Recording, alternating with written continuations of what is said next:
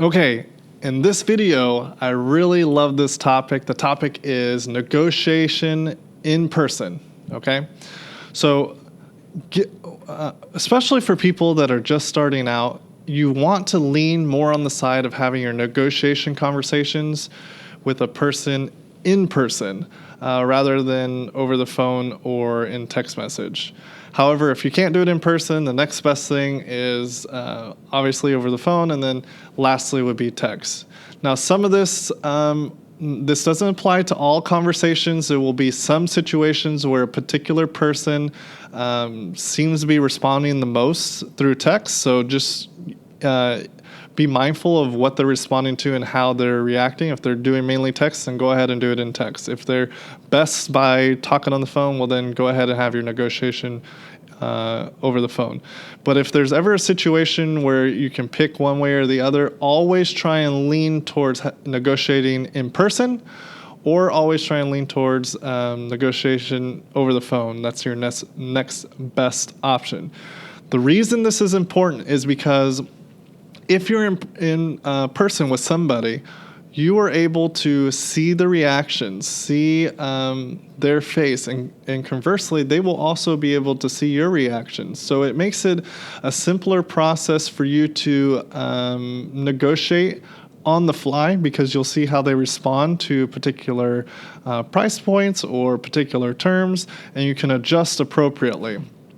Another benefit to doing your negotiation conversation in person is the entire conversation is humanized, meaning instead of just being a voice over the side of the phone, or just a bubble on somebody's screen in their phone, you're an actual person.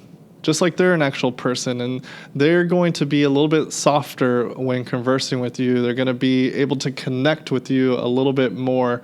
And because of that, by having that deeper human-to-human connection, you'll have a higher chance of success and getting the terms that you need to make the deal successful.